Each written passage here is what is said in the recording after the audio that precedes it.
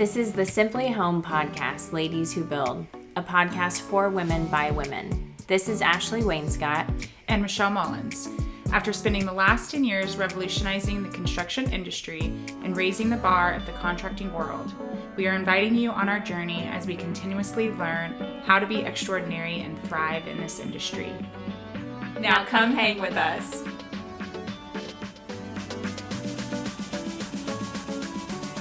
Episode 8. It's a party. Who's invited to the remodel? Oh my gosh, so fun. It's so fun. It's going to be a party.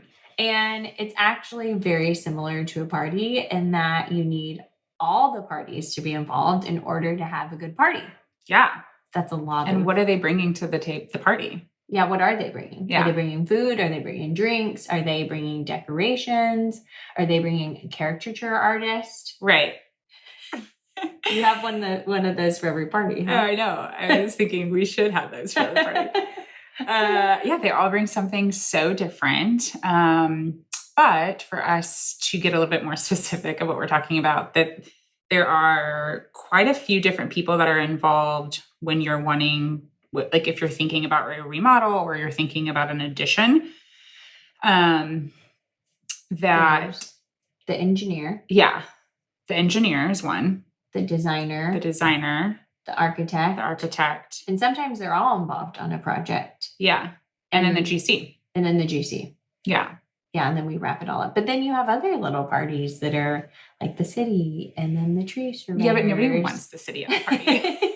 They're the person that no one invited, but somehow they showed up. Yeah. And they actually didn't bring anything to the party. They're married to someone or dating someone and you're like, oh, well, I have to invite them. If I invite them. That's the city. It is. It's the city. Mm-hmm. And it's like they have to be there. They have to be there. And then if you're, in our case, this is snowballing, but in our case, we sometimes bring in a third party inspector if we want quality inspections and we want to know that everything is in line of where it should be, right? Yeah. Because the more eyes on something, the better. Mm-hmm. Yeah. Okay, let's talk about the designer end of it. So I feel like this is the question we get most often when we get people calling in to work with us. Yeah. Which is like, okay, but why do I need a designer? Yes. Or, I mean, they'll say, I pretty much know what I want, or I've been Pinteresting and I feel like I have a good idea. And we're like, that's so nice and dandy. I love that you know that, because that's definitely part of the process. But that pieces that a designer brings to a process are more around not only design selections, but like the functionality of a space. Yeah. Right? Like they do it every day. They know how it's going to be functional. Do you ever have people call in saying, well, I could just be the designer? All the time. Really? All the time. What I think is, I think people definitely underestimate the importance of a designer and like what they truly do, right? So they're not decorators, which they certainly can be, and they can be great decorators, but that's not really the reason you're pulling them in. A designer is so much more about functionality of your space and can see a space to say, this can make sense here. This works with the flow of your house. This doesn't. Also, in my case, I'm thinking about ideas that I have in my house, and a designer would be like, that's actually not great for resale value, which it's so good to have their opinion, right? Like, I don't know what I'm doing. I just think that looks cute. So I think that there's so much more than just like them having a good decorative eye. Right. It's like they're not just picking things out and calling it a day. No. And even the easiest part of their job, which we all think we can do that, just picking things out. No. There can be hundreds of things you have to pick out for your remodel. And even for, let's just say you're doing a one-room project, like a bathroom or kitchen, you could still have 50 things you have to pick out by the time you do the rough-in plumbing, the trim-out plumbing, you pick out the shower, the faucets, you pick out the toilet, you pick out if there's any other like rain heads or anything, but then you go to tile and then you have to pick out grout and then you pick out edging options, right? And then I'm moving on, and then you pick out the vanity and then you pick out paint colors and then you pick out the sheens. I mean, there's so many decisions that if you don't have someone guiding you and saying, this actually works really well, or I know you want white grout because it looks really pretty in this picture, but it's not functional at all. And you have children, or Dogs. you have Yeah. dogs. You Messy house. you don't Yeah. have the time to clean white grout, Mhm. right? And so I feel like they're gonna open up this vortex of information, and you're gonna see the light and be like, oh my God, thank God they didn't tell me to do that. Mm. Well, like as you were talking too, I'm thinking about as a homeowner, if I wasn't educated, if I've never done a remodel before, I wouldn't know 90% of the words you just said. And Oh, so a true. designer does have understanding of construction knowledge. Like they don't have to know how to build something, but they know the terminology. So they understand what edging looks like. They understand what a bullnose edge is. Like, right. So they know this terminology to say, like, okay, I can tell your GC when the GC asks me for clarification, right? So Mhm. I think just knowledge in general is also such a good reason, because if you don't know what you're talking about or what the GC is talking about, then you don't want to make a bad decision that you might regret later Yeah, I mean, because you and don't know think what about it how does. much money you're putting into this, and then you make a bad decision. I mean, I think about the bad decisions I've made on my house before I thought about the functionality, right? I was just thinking, here's tile, that looks pretty, here's grout, that looks cool, right? But then I didn't think about the functionality of certain grout colors on the floor versus the wall, or if you're buying a marble tile, you have to keep resealing it, and especially if it's like a translucent marble, right? And there's so many factors involved to the maintenance of your remodel that you're not even thinking about. And with your budget in mind, they also, I feel like, guide you and make really good decisions on, you know what, with this budget we're thinking about, let's spend your money here, and then let's buy cheaper tile here, right? Like Mm-hmm. no one would know, Right. and it will look really pretty. And so I feel like they just have that, again, knowledge and wisdom of going through all the projects. And I will say, contractors are not designers. Oh, I was just going to say, like, thank goodness we work with such great designers, because can you imagine us making these decisions? It would look like a fun house. Oh, totally. It would Or look a like a haunted joke. house. It would be a joke. It would be such a joke. So it's I mean, so it would be nice. okay-ish because we've learned from designers Well, now. sure. But I feel like yeah, like I guess in that sense. But then I'm just taking, then I'm just copying. Yeah, You know? that's all we're doing. Yeah. We're not actually creating. We're not No. creative designers. Do not ask us No. what we think about something. I mean, I remember a client way back in the day, like first year in business, had asked us to paint the outside of her home. And this was one of our first clients that was a client living in her home. She wasn't selling. And she picked out this yellow paint color, right? And she thought it was so pretty on the sample. She loved it. And come the day where we actually start painting, and she's out there, I think we get through majority of the day, and she comes out and she sees the yellow color she picked out. And the look on her face was pure disappointment. It was pure sadness. I mean, what did she expect? It was pure disappointment. And she was like, wow, that doesn't look anything like the color sample. And I said, yeah, that can happen. Yeah. A color sample is not the same, especially with sunlight. It's not the same on brick, on siding. Yeah. Yeah. It wasn't that we didn't prime or anything. It was just not what she was envisioning. So you don't need to be that lady. You don't have to get through your remodel and hate it. Yeah. That was fun to go back and fix. Also, to toot a designer's horn, they have a lot of industry connections. So, like they can get discounts at certain places. They know people in town that might have a really unique type of material that you really want, that you've never seen before. And so they have a lot of good connections, but also, in addition to their connections, I also believe that they uphold such a high, what am I thinking of? Like their image, they want to make sure that it's kept.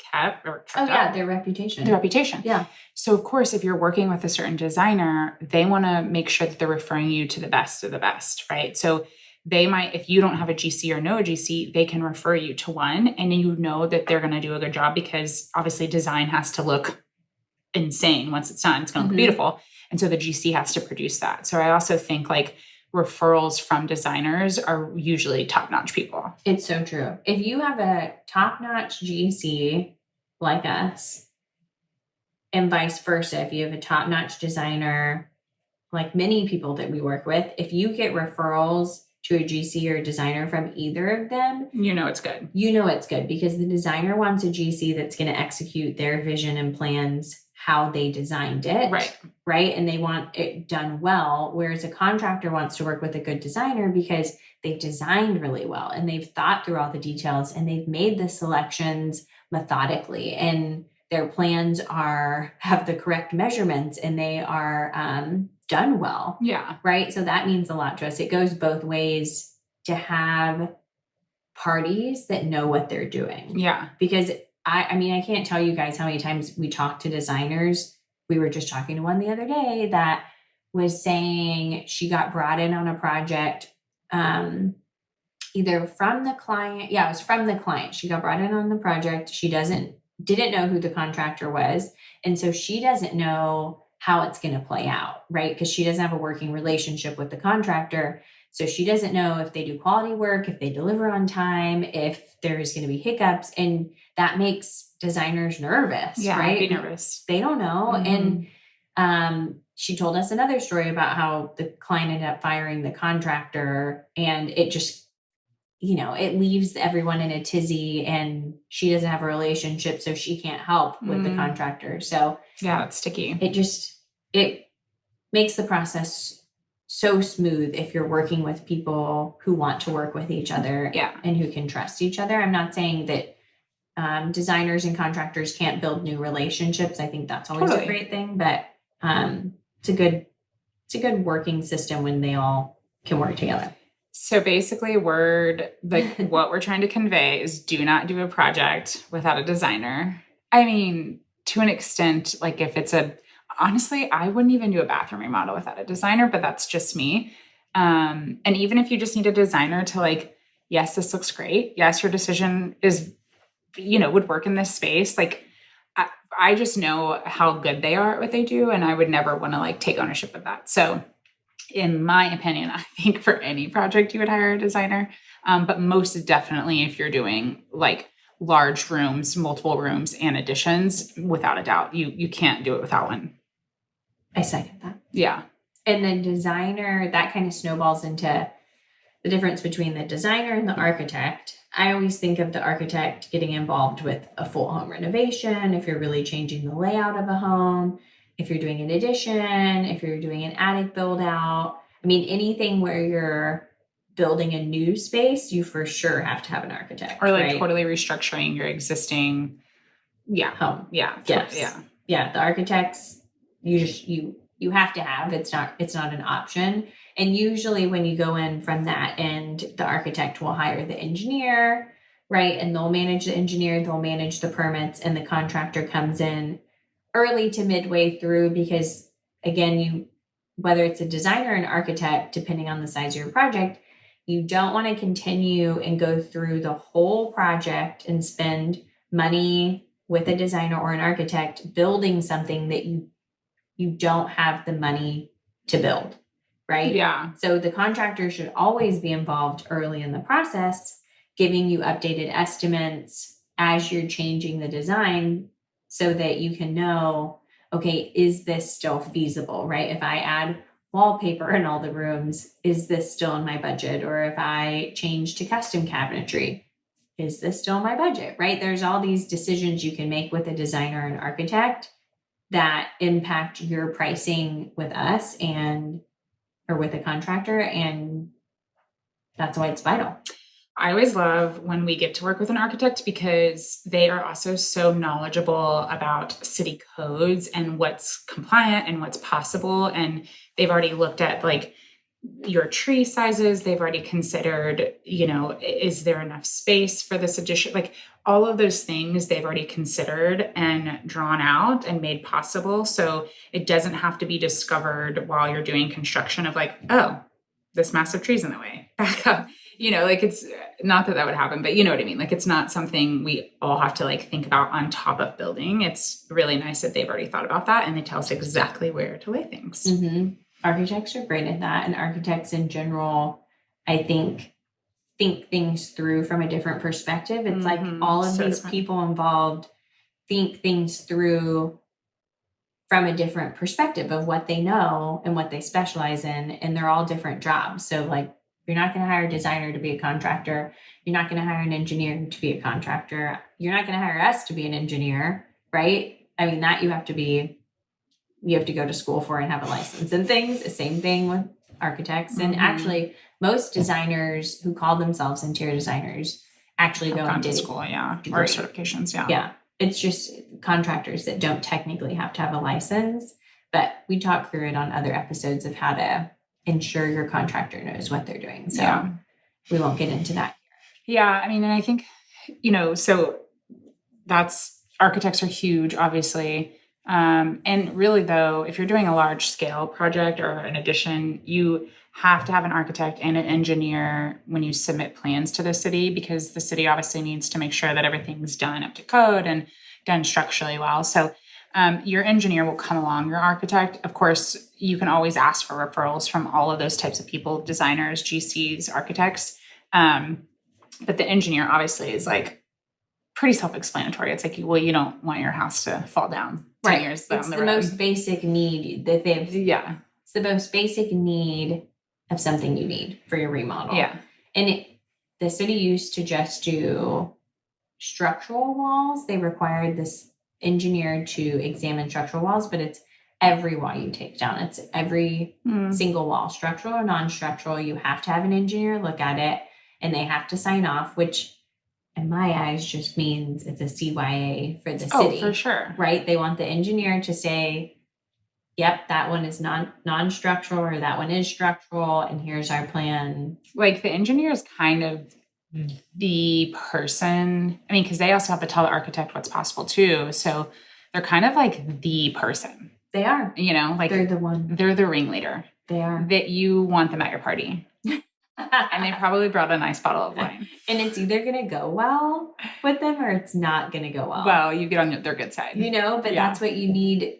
You have to know if you can remove that wall, because usually you can, but it's just, is there going to be a really big post? Do you have to get like a steel beam that runs all the way across your house, which that's going to be expensive, right? Yeah. And those are the days in which you just really pray that you're lucky that day that everything's going to go well. Because if the structural engineer goes in and says, yeah, you know what, it'll be really easy. You just put a beam here and the whole wall can be removed.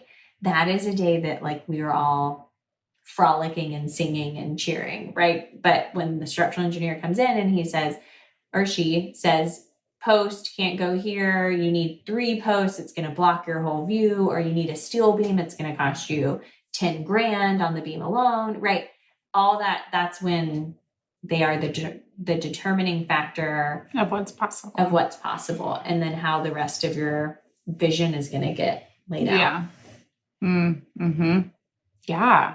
I know. It's crazy to think that there really is. I'm just thinking back on all projects we've done that require something structural. And it's just so nice too, because even as the GC, like if we're halfway through a project and let's say we run into something in the wall or we decide to do like a design change halfway through or whatever, like it's just nice to have the engineer come out and say like, well, let's just see if that's possible. And it doesn't have to be, it becomes very black and white. Like actually everything's possible. It just depends on like how much money and time and like design changes you want to make. But it's really nice to like rely on them to say like, okay, this is actually possible in your budget and I'll write up a report for it. Yeah. And to clarify what Michelle was saying earlier is like, we don't have design decisions mid-project, but if we find something that requires a design decision, like in a wall or whatever, because we don't allow design decisions past the vendor on site now, like much early in our planning process. Yeah. But people used to do that to us. Oh, I was going to say, I'm like thinking, I was like, yeah, we should have, people used to do that to us. They would change things up midway through a project. And I'd be like, sure, let's add a window there. Yeah. And then That makes And then sense. it changes everything we've planned for the whole project. Yeah. And let me tell y'all, it is not as easy as 1, 2, 3. There's 100 or hundreds of variables Yeah. that all lean on each other. And when one thing is changed, it affects the rest. The other thing I was going to say about architects is that they know so much about materials and so much. all the installation specs. I mean, how they come together, what material works better with this one. I love that. Their wide array of knowledge makes it so worth it of just how they come together, what works well together, how to waterproof something, right? They're the ones thinking through all of these details. And we know from an execution standpoint, but they know more from a like scientific architectural standpoint is the best way that I could put it. Yeah. And they're just like so good at like, okay, this is super weather resistant. In Texas, you need weather resistant materials on your exterior. So it's just so nice that they have this knowledge that we normal folk don't have. We normal folk? Oh my. Now it sounds like we're from the boonies. We're from the boonies. The boonies of Austin, Texas. Yeah. That we were raised bustling in city. the middle of the city. Yeah. Bustling. I like that word. That's a fun word. Okay, so when you're going through the initial process and you're like, oh my gosh, where do I find all these people? Do not fret. It sounds like a commercial. I know, I'm like advertising. Yeah, keep going. I like it. Okay, so you could go one of two ways. Like, let's say you don't have any connections whatsoever. Honestly, I would just do your research, like ask for referrals, ask people, like anybody who's done a remodel, you could ask them. But also just like researching online, ask to see their past projects, talk about who they work with, like who's on their team. Do you have an engineer on the team? Like, what's your process, right? So you could go about it that way. But also, like, if you know someone, they're most likely going to have referrals for you. And then you can kind of conduct your own interviews from there.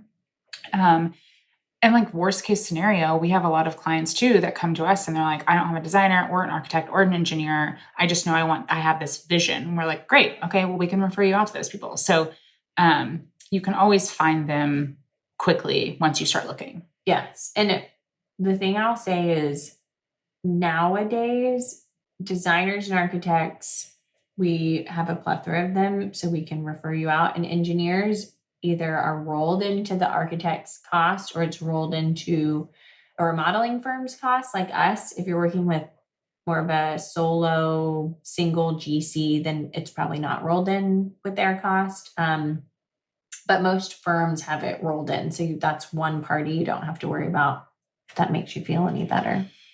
Yeah. We handle the engineer at Simply Home. Yeah, for sure. So it's nice. Yeah, it's nice that because you've got all these heads into one project, you know that all your stuff's going to be covered, and you know that they're communicating with the city and they're communicating with us as the GC, and it's like it's just so nice when it all flows, because you really do have to have such a cohesive team, because it's not just one person leading the pack. It's like all of us have to kind of come together to make the vision a reality. So there's so many people involved, and you want to make sure you hire people who know what they're doing. Yeah. And in my head, I was trying to picture it like a football game where it's not like one person is running down the field and then they pass the ball and that person takes it and then this person stays behind. To me, it's more like an ever moving game where they're passing the ball off to us, we're passing it back to them, but we're all working simultaneously, right? So even though you're following the ball, all these other people are doing something at once. And so just because